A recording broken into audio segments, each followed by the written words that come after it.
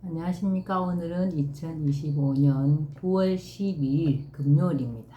예, 오늘도 난세의 영웅 흑인령을 아십니까? 64쪽부터 읽어보겠습니다. 한국이 세계 지도국이 될 것. 21세기에는 우리 민족과 한국이 세계를 이끌어가는 지도국이 될 것이라고 예언하거나 그렇게 되어야 한다는 사람들이 많다.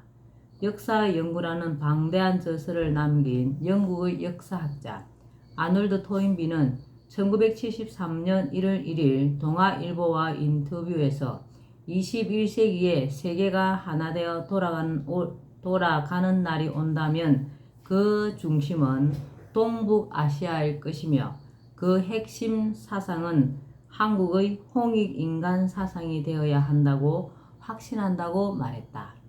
조선 중계학자로 풍수학의 대가였고 역학, 천문 등의 조예가 깊었던 격암 남사구가 남긴 격암유록에는 섬 같기도 하고 아닌 것 같기도 한 곳에서 사람 같기도 하고 아닌 것 같기도 한 신인이 출연하여 지상낙원을 건설한다. 세상 사람들이 이 성스러운 임금을 보고도 알지 못하니 한심한 일이다라고 나와 있다. 섬 같기도 하고 아닌 것 같기도 한 곳은 두만강과 압록강에 의해 대륙에서 분리되어 있는 듯하여 섬 같기도 하면서 섬이 아닌 한반도를 지칭한다. 인도의 시성 타고르는 일본을 방문했을 당시 동아일보 기자로부터 한국 방문을 요청받았는데 응할 수 없자 이에 미안한 마음을 대신하여 동방의 등불이란 시를 지어주었다고 한다.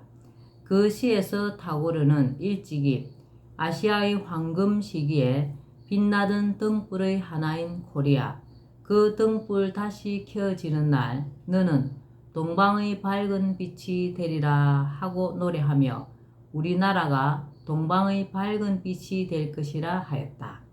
또 독일의 사상가이자 신지학의 대가이며 인지학의 창시자인 루돌프 슈타이너는 인류 문명이 크게 바뀌는 전환기에는 새로운 삶의 방식을 제시하는 성배의 민족이 반드시 나타나게 되어 있다. 그 민족은 개인적으로나 집단적으로 영성을 지닌 민족으로 외세의 침략과 내부의 억압으로 인하여 삶과 세상에 대해 꿈과 이상을 마음속에 가진 민족이다.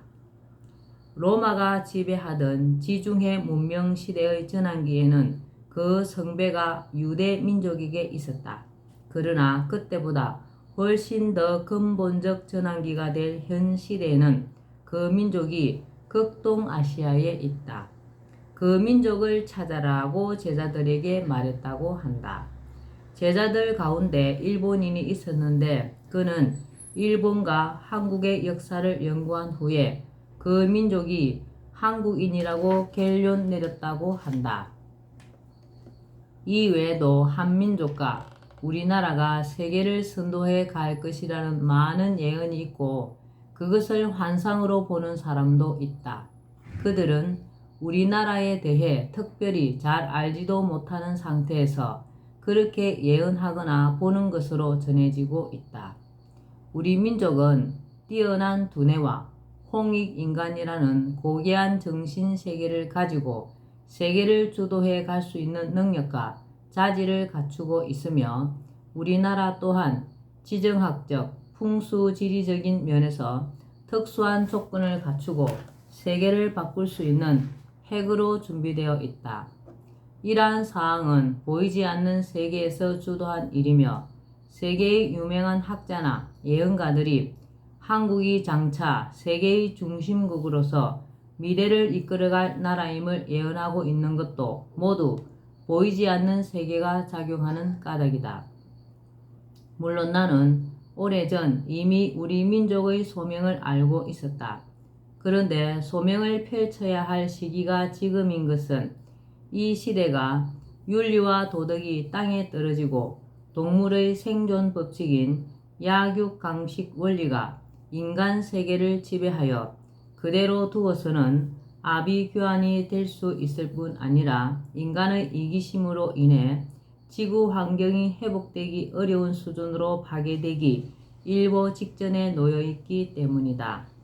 인터넷의 발달로 말이나 글, 영상이 순식간에 전 세계로 전달될 수 있는 기술적 여건이 되어 전하고자 하는 것을 온 세상에 쉽게 전할 수 있는 것도 이 시기가 소명을 수행할 적기임을 말해준다. 단군 시조가 밝혔던 홍익인간의 이념을 전 세계에 펼쳐나가고 건강한 지구 환경 속에 개개인은 개성이 있어 서로 다르지만 아름다운 조화를 이루어 하나가 되는 화의부동의 통일 세계를 열어가는 것이 하늘이 부여한 민족의 소명임을 우리 민족이 하루빨리 깨닫고 긴 잠에서 깨어나기를 학수고대한다. 아버지의 꿈, 나의 꿈.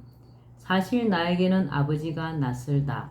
얼굴도 기억하지 못할 뿐더러 내가 태어나고 6개월도 채 되지 않아 세상을 떠나셨기 때문이다. 아버지가 돌아가시기 전의 우리나라는 2차 세계대전의 종전으로 해방을 맞고 얼마 되지 않았을 때였다.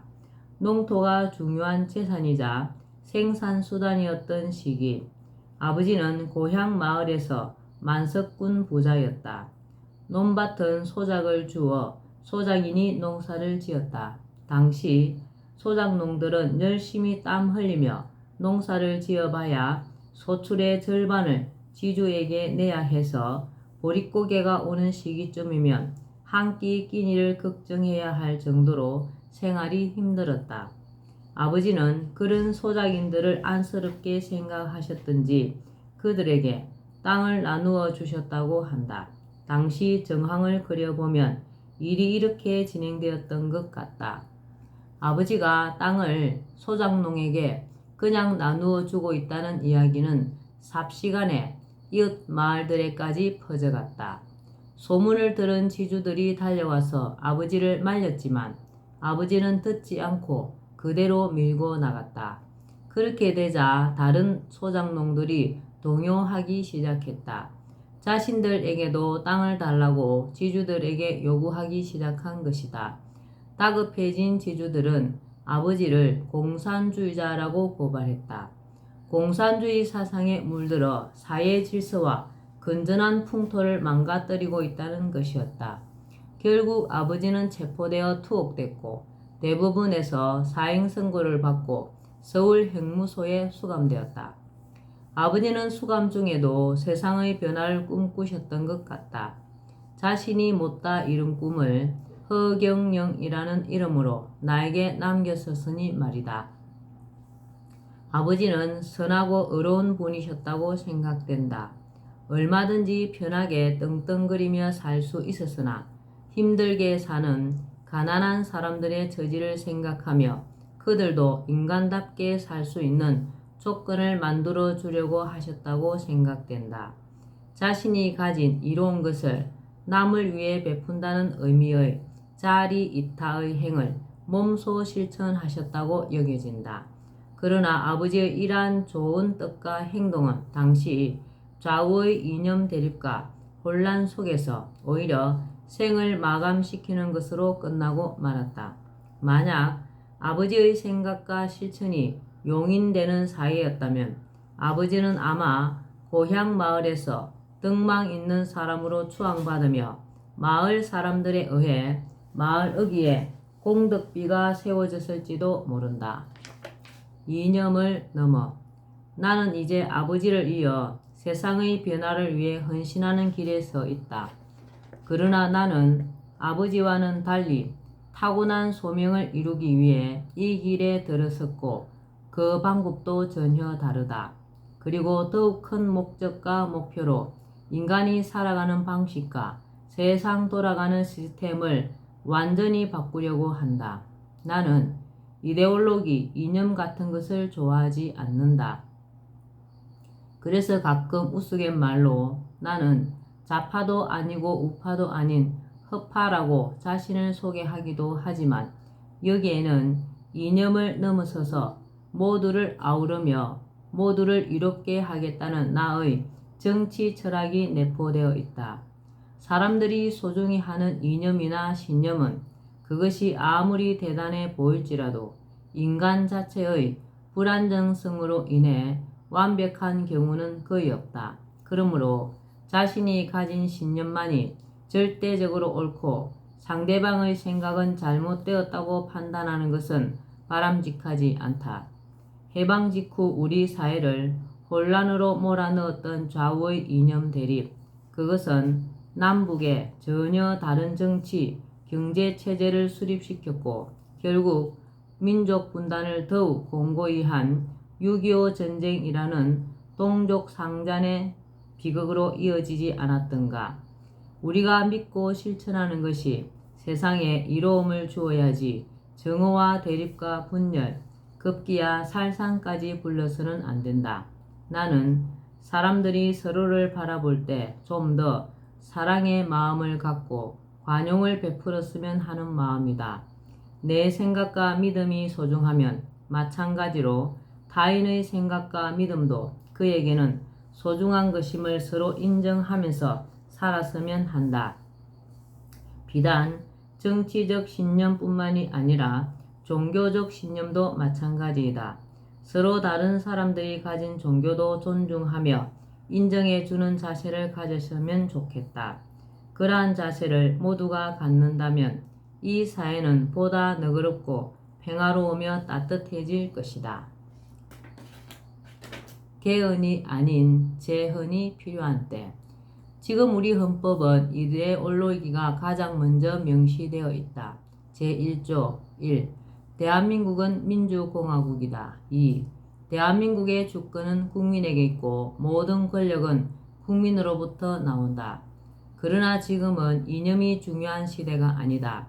그 나라가 내세우는 이념이 무엇인가가 중요한 것이 아니라 실제로 그 나라 국민의 삶의 질이 어떤가, 국민의 행복지수가 얼마나 높은가가 중요하다. 지구상에 민주국가라고 내세우지 않는 나라는 거의 없다. 그런데 그 누가 보아도 민주국가라고 보기 어려운 나라들은 쉽게 찾아볼 수 있다. 이념이 국민의 삶과 동떨어진 형식적 구호에 불과한 것임을 말해준다. 나는 우리나라 헌법 제1조의 이념 표방 조문인 대한민국은 민주공화국이다. 대신 대한민국은 모든 국민이 중산층 이상의 생활을 보장받는 중산주의 국가라는 내용으로 바꾸었으면 한다. 충분히 중산층 이상의 생활이 가능한 경제 수준을 지닌 국가에서 국가의 주인인 국민이 당연히 그러한 수준의 삶을 누릴 수 있어야 한다고 보기 때문이다. 여기서 중산주의 국가란 모든 국민이 제도적으로 중산층 이상의 생활을 보장받을 수 있는 국가를 뜻하는 말로 내가 명명해 본 것이다. 한낱 구호에 지나지 않는 이념적인 내용은 배제하고 국민의 생활, 국민의 삶의 질을 높이고 보장하겠다는 의지를 표명하는 것이야말로 국민을 가장 소중히 여기는 국가, 국민을 위한 국가라는 것을 천명하는 것이 아니겠는가.